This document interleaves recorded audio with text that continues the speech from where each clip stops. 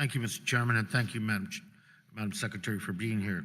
You know, last year, my home state, Arizona, was among several that experienced teacher walkouts, strikes, primarily citing working conditions and primarily citing teacher pay among the reasons that they took the actions that they did.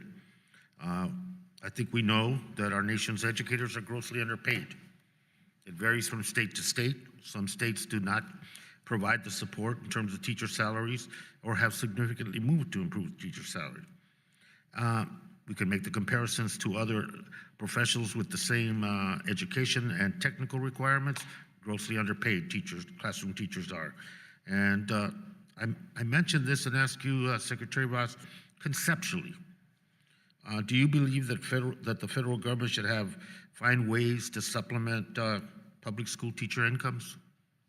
Well, Congressman, our budget has a couple of proposals to really focus in and elevate the profession of teaching and to honor and respect teachers for the professionals they are, and to give them more opportunity to control their own destinies in the form of their own professional development through the teacher voucher program, and then also with a mentorship and residency program that, you know, today I've heard from so many teachers that they feel obliged almost to move into administration and leave the classroom when they mostly love being in the classroom, but in order to continue to develop themselves. Particularly, would that respect for teachers be do you think could translate it into their paycheck?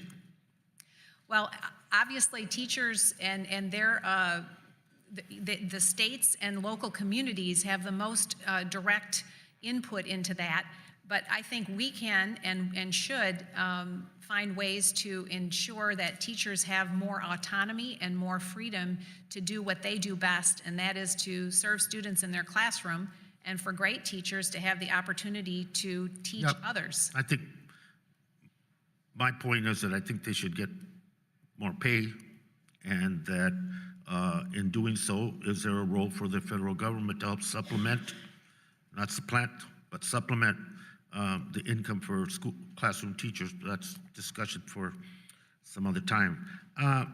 You know, Basis Charter Schools Incorporated, which is big in my state of Arizona, is a privately owned, and nearly all of its funding comes from state and federal tax dollars. There's oversight questions related to their financial sustainability and its administrative costs. Charter schools like Basis try to expand as quickly as possible, which you've stated you support. Despite all the fiscal red flags, and in Basis's case, while they might be profiting outside my state, their in-state operation posted a cumulative deficit of $49 million. The story's been played out in Arizona, California, Texas, here in Washington, D.C. The lack of oversight on charter school finances is demonstrating a significant waste of taxpayer dollars. In your budget proposal, despite numerous cuts to important programs like Gear Up and Impact Aid, you're requesting a $60 million for the charter school program. Given what I just said, how do you justify that? Well, Congressman, there are over 1 million students on waiting lists for charter schools nationally. Over 11,000 right here in the District of Columbia. 1 in 8 students in Washington, D.C. wants to get into a charter school and cannot. More than 50,000 in New York City. So charter schools provide great opportunities for lots of students, and there's clearly a lot of demand for more of them. Okay, let me then use some examples. Because one of the question is also about monitoring and oversight of charter schools, since they're receiving significant and sometimes their only source of financial support comes from state and federal governments. How's your department monitoring charter schools? You know, program grant funding to awardees that never open and close within an academic year, or never open again for the second academic year. How are we monitoring, and what kind of oversight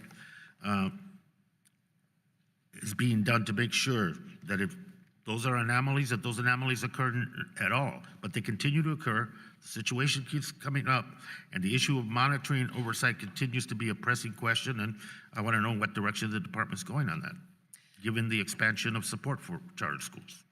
Well, charter schools are authorized by the states in which they reside, and the programs in which the department interacts with clearly has agreements and has oversight over those particular pieces of the program, but they're authorized within the state. And we know that there have been charter schools that haven't been able to make it and have closed down, and that's good and that's appropriate. If they can't serve students well, they shouldn't exist.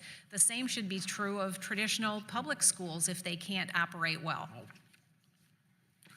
Gentleman's, Thank you very much. a gentleman from Georgia, Mr. Allen. Thank you, Mr. Chairman, and thank you, Madam Secretary,